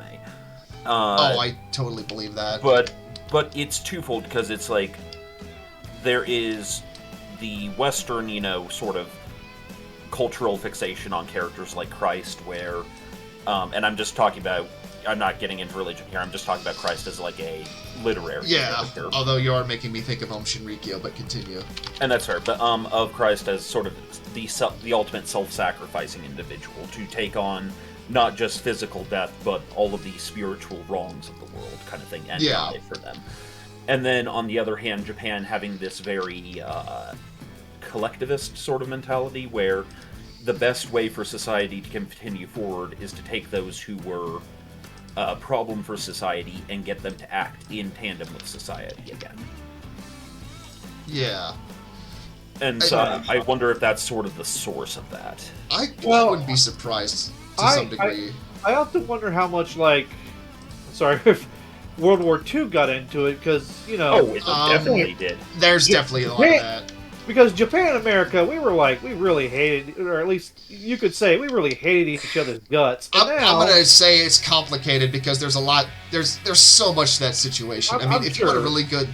Side note, if you want a really good look at that historical period, Dan Carlin does an entire series called Supernova in the East that really looks like at Imperial Japan during World War II and like before, and just how their culture ended up the way that it did.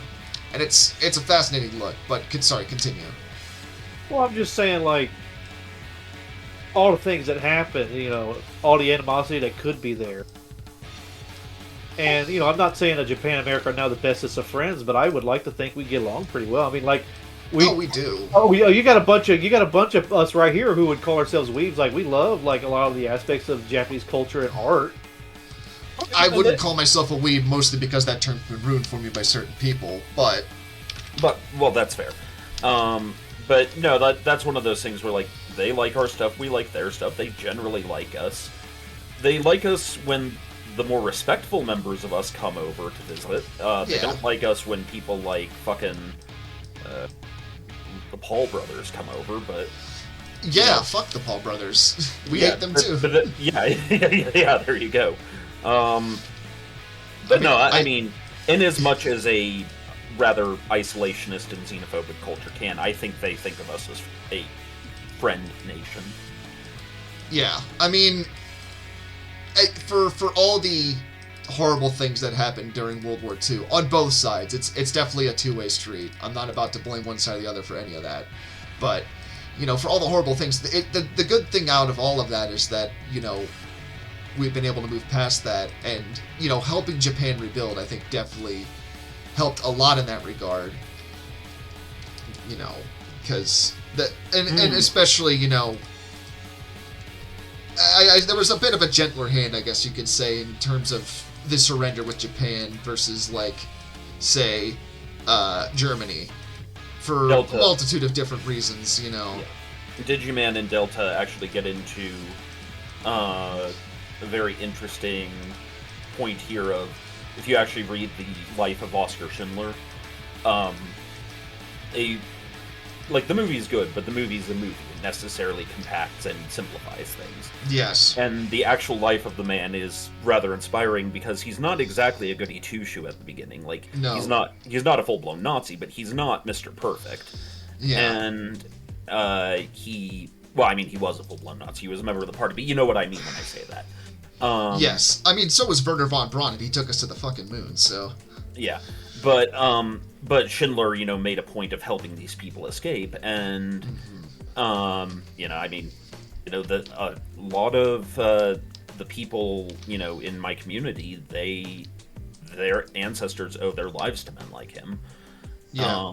And that was, you know, all the more powerful because he wasn't a perfect human. He was a rich man who, you know, he had his own varieties of profiteering and, you know, abuse of labor and stuff like that. But then when he just saw the sheer horror that was the Third Reich, he was like, well, wow. Yeah. Understandably so. And, you know, I think that's a really good point, especially when it comes to, you know, just looking at history or just like storytelling. If you're going to be looking at, you know, things where it's like, what the fuck? Sorry, I had a weird thing that just happened. Anyway, but it's important to remember, you know, especially when looking at history, that it is very, very much never as black and white as it looks like, you know, and as someone that really struggles with, like, all or nothing thinking, unfortunately, because of obsessive compulsive disorder, that's something I gotta remind myself of sometimes, but it's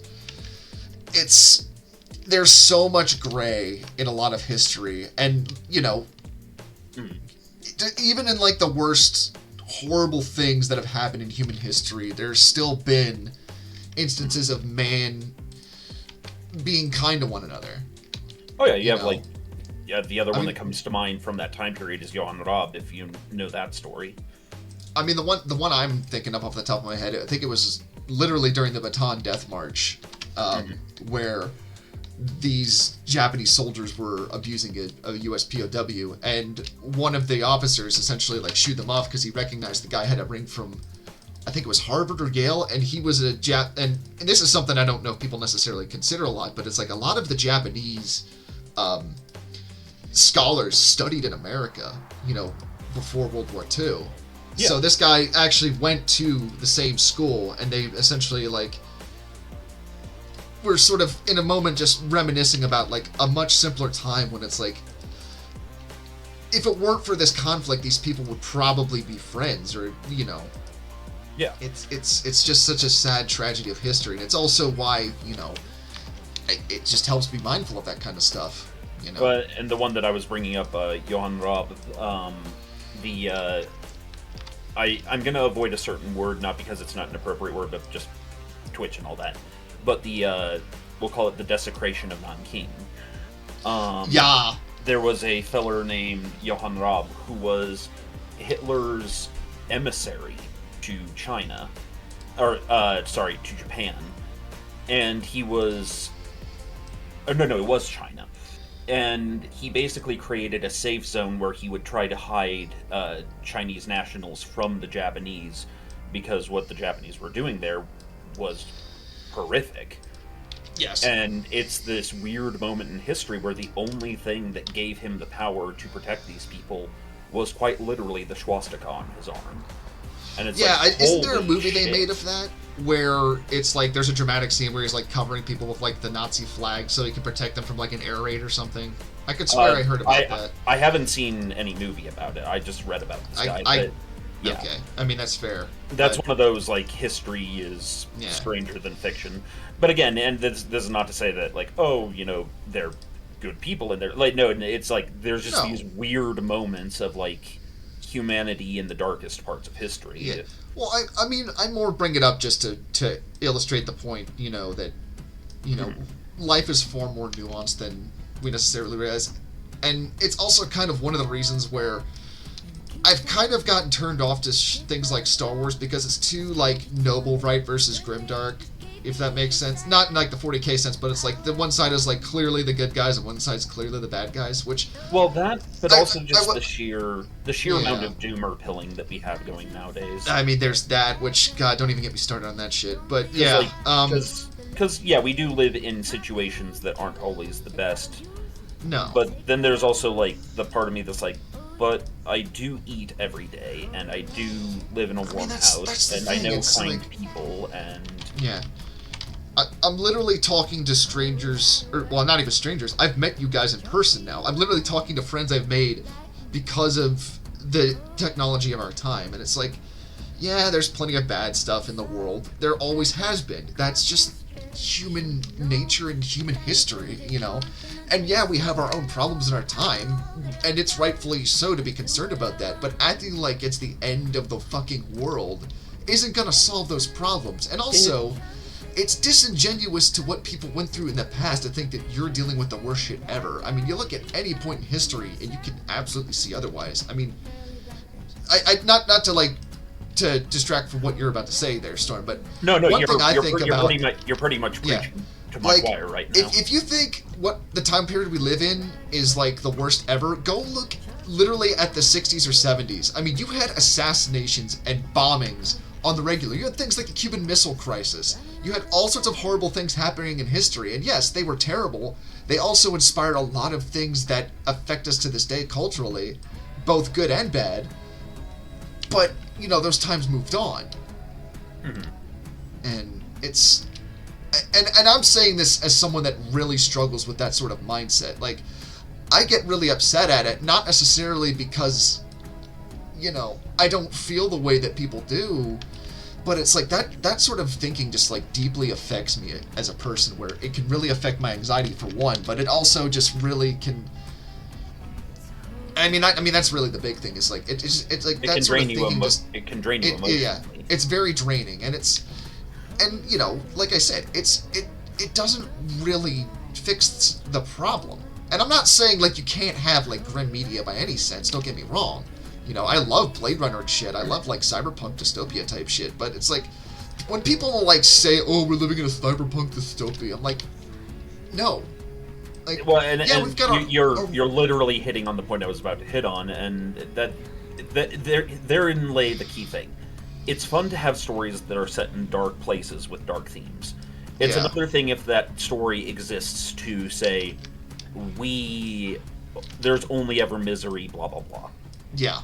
I mean, that's kind of my whole thing with it that I get upset with, is where it's like when people make stories like that, it's just all like nihilistic bullshit, which I mean, that's one of the reasons I really don't like Rick and Morty's, just became just all about like edgy nihilism.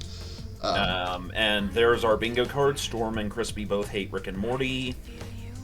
Yep, take a shot of Mountain Dew, I don't know. But yeah, it's... I mean... Oh, shit. I'm having a hard time with these rings here. Perspective is irritating sometimes. What was I going to say? I lost my train of thought because we were talking shit about Rick and Morty. But basically, we have a bad habit in this culture of doom and gloom. Yeah.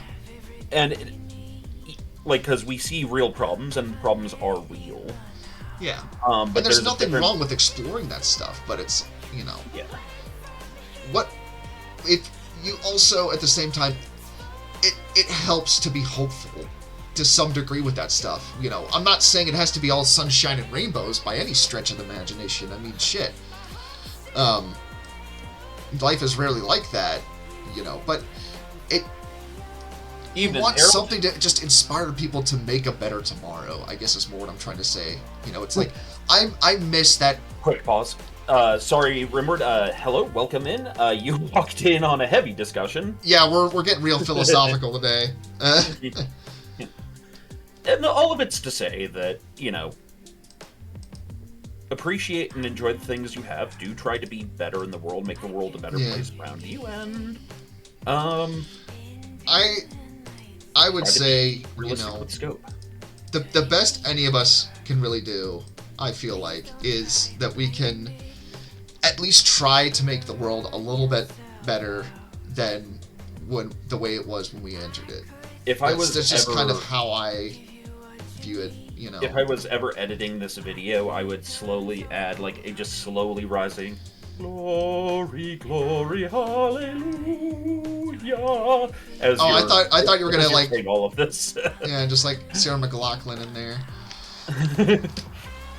But yeah, that's just kind of how I view the world, and it's like I'd rather build people up than, you know, just be a negative asshole all the time, because it's just so exhausting to be a dick. It's, you know, it's honestly it's one of the reasons why I encourage people to draw and create stuff, because part of why I draw a lot of sci-fi stuff, besides the fact I love sci-fi, is sci-fi, at least like from what I viewed of like 70s and like 60s sci-fi, like I would say up till like the 80s to some degree. Actually, I would just say up till like the 2000s. Is a lot of it was very much like a very wondrous look at the future. You know, what could be, like a beautiful dream of what could be.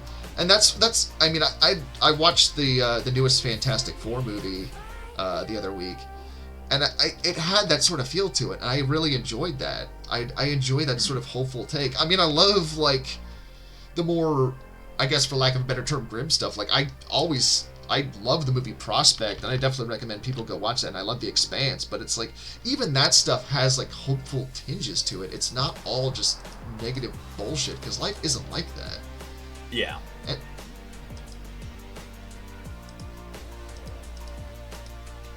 There's just some people I know that just get way too harping on the topic of we live in a dystopia, and it just gets so tiring. Mm-hmm. You know, I'm not gonna name names, but it just yeah. Mm-hmm. Let's just say that you probably know who I'm talking about, Storm. I probably know who you're talking about, Storm. Yeah. Anyways. Oh wow. You know, yeah. I just noticed the time. So. Yeah. Thank you for coming to our TED Talk, by the way. I'm also kind of sad I didn't really get to coloring today, but I was really getting invested in the line art. You would honestly be, or maybe you wouldn't be surprised, just even with a cartoony style, how long this kind of stuff can actually take. At least from my experience. I used to think that just because cartoons look simple, it was just like, oh, that's easy to draw. It's like not really like a lot of effort. It's like, no, there's actually a lot that goes into that.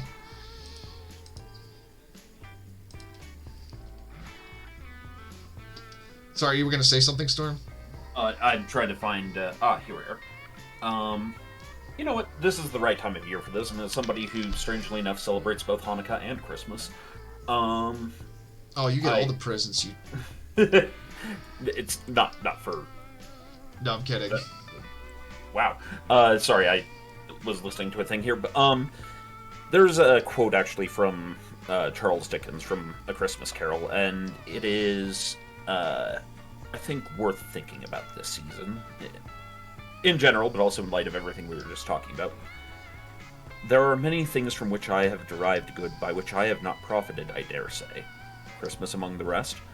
But I am sure I have always thought of Christmas time when it comes round, apart from the veneration due its sacred name and origin, if anything belonging to it can be apart from that, as a good time, a kind, forgiving, charitable, pleasant time.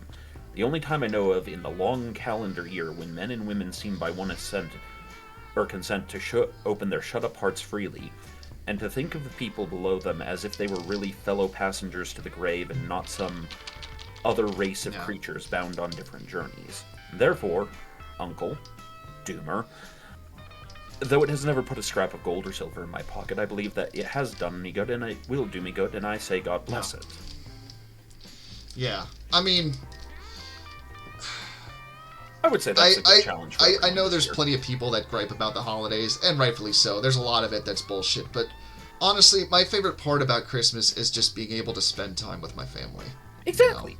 You know? Yeah. Do that. Be all family and shit. Like, I always treasured those mornings, waking up as a kid, just all excited. I mean, obviously, the presents are great and stuff, but just that time of just being able to spend your morning, with mom and dad. Just, like, I have so many happy memories of just so many wonderful Christmases. And I couldn't tell you what I got for half of them, probably, but it's just more of those instances of just that you can feel like that, the love in the air, I guess you could say, for maybe a more cliche of putting it, but you get what I mean.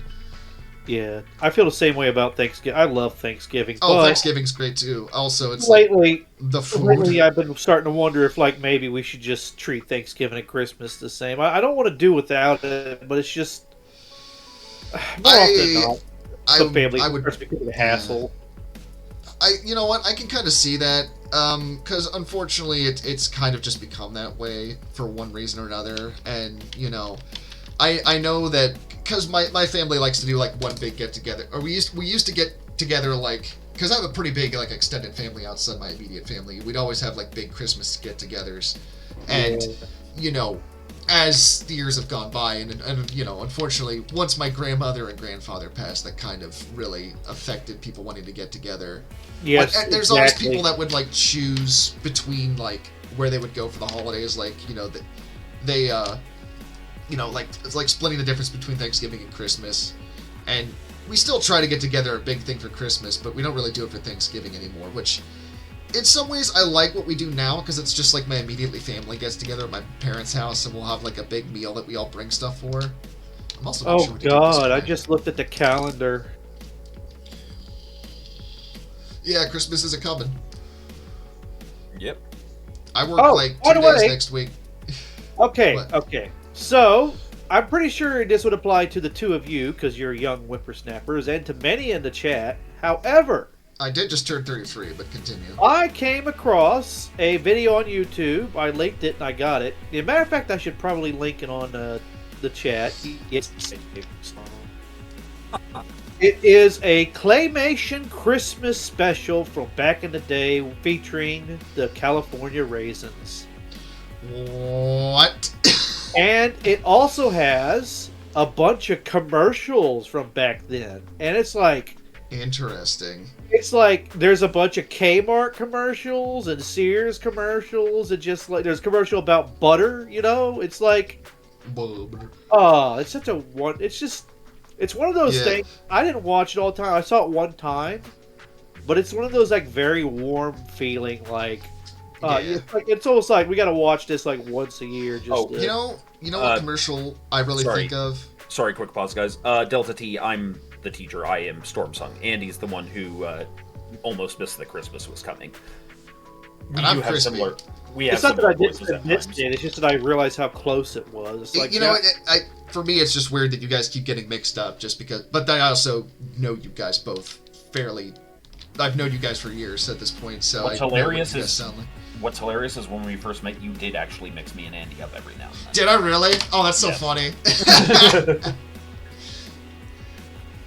Then again, I used to mix up Big Mike and Super Tooth. You know what? That is a fair one to mix up. Sorry, I think I interrupted you, Andy. I was gonna say. Oh, sorry. Did you go ahead, Andy? I've just posted the link in the chat. It's yeah.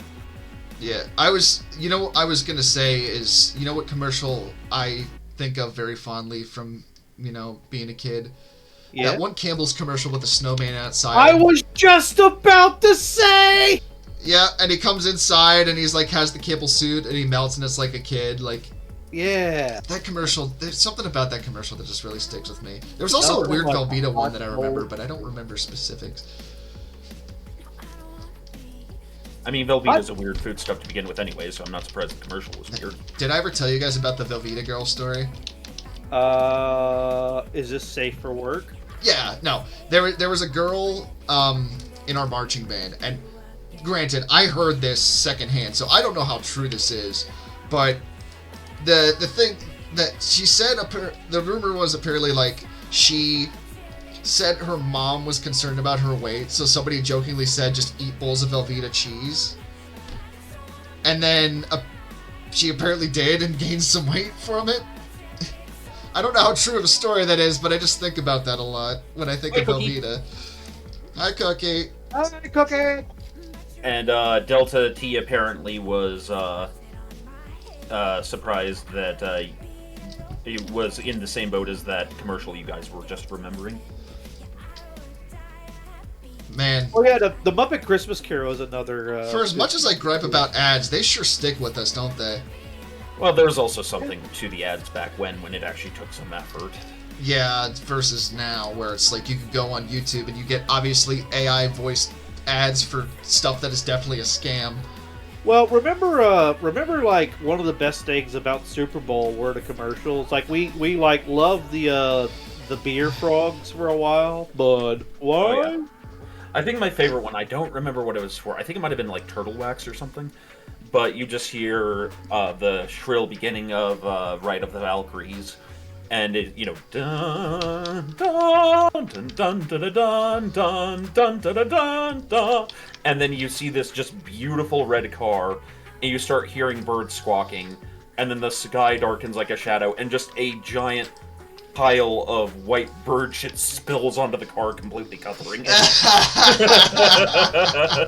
It's like I love that commercial. It's like that is probably a mood for some of our fathers. Dude, that happened to me once. Man. I parked my car under a tree at my school, and this was like a time where there was this just like massive flock of birds in town. And I came back because I had like parked it there, and I like went on because I was part of like the Quiz Bowl team or whatever. And I came back like after our thing that we went to. My car was like literally completely caked in shit, bird shit. I took it to the car wash. That didn't even take it off. My dad had to pressure wash it off. It was like so much. Yep. There's this one commercial that it's like one of the most well-known commercials, yet nobody knows what it was selling. It's the one with the gorilla listening to Phil Collins on the drums. Mm-hmm. What? I can hear coming in the air, and he starts banging on the drum. Oh, I just thought you were describing the movie Nope with the chimpanzee scene. Oh, God, that scene's so fucking horrifying. You're hearing like the beginning of In the Air Tonight, and there's a gorilla, and they pan out, and he's on a drum set, and when the drum solo comes up, he starts banging on the drums. He's like, doo-doo-doo-doo. I think it was for earphones, but I could be wrong. Yeah, you know what? It could be a cologne commercial, honestly. They're just that bizarre. It's like, what was that? Yeah. What was that? The Old Spice commercial. What was that? Entertaining for a while. Do you guys sorry, Christy. 2-minute warning. Oh no, that's fine. What was that? The Robin Williams autodoc or biography that was like an animated movie of him as a monkey for some reason. It was just like, whose idea was this? Mm-hmm. I'm not aware of that. It came out like I say like a year or two ago. And here we see in its native environment the cookie eating its natural prey, the cinnamon roll. Ooh, I could go for cinnamon roll. Delicious. Yes. Well, I did not get to coloring, unfortunately, today, but I will say I am very happy I got the line art done at least. So Look, I think these have been some of our best episodes, so, like, keep up. Let's do this next I mean, if people really want me to, I'll do a part 3 of me coloring this. I was going to just switch to something else next week because I didn't know if people wanted to watch me work on this for 3 weeks straight, but hey, people are into it, I'll do it. Yeah. And then we can go back to being, miserly douchebags at the end of Christmas. Well, I figure Oh yeah, next week is Christmas. Shit. Hello, Mr. Humbug. Hello, Mr. Grimm. If there He was has a no prize time for beat me, the winner would would be be him. him. Oh, Scroogey loves his money cause he thinks it gives him power. Are you guys singing the Muppets Christmas Carol? Yes. Why, yes. Wasn't it Michael Caine that played Scrooge? Yep. Yeah, guess what? I'm making you all watch it with me probably Wednesday or Thursday night. Alright, we also need to watch the Star Wars Holiday Special. Yes. Oh, yeah. We're fucking doing it. We'll do a good one and then we'll do a bad one. Or Yeah. Storm, did you say that you were going to try to work on the Marley and Marley song again? Yes, for next year. I have so many Nice. Christmas song ideas that I realize if I'm going to do this, I'm fucking getting it ready starting in like May. Yeah, you gotta prep that way out. You're doomed for all time. Yeah, Your Andy and life I is were like working a on horror story written by a crime. Andy and I had been working on a symphonic metal version of Marley and Marley. I'd be interested to Our hear chains that. are forged by what you say and do. Yep. So, Life is fun, you want the fun, a nightmare waits for you. Sorry. yep, sorry. You're good. So, we should let Krispy... Oh yeah, here. I'm it's wrapping it up as is. I just wanted to show everyone the line art before we ended stream. Thank you all for joining us again for our Tuesday stream, and we hope to see you all next week. Once again, in memoriam to Wacker for not being able to make stream. Shit, man. You know, be sure to send him DMs saying send him all the consolation DMs for missing stream today. And remember, Wacker loves pictures of feet.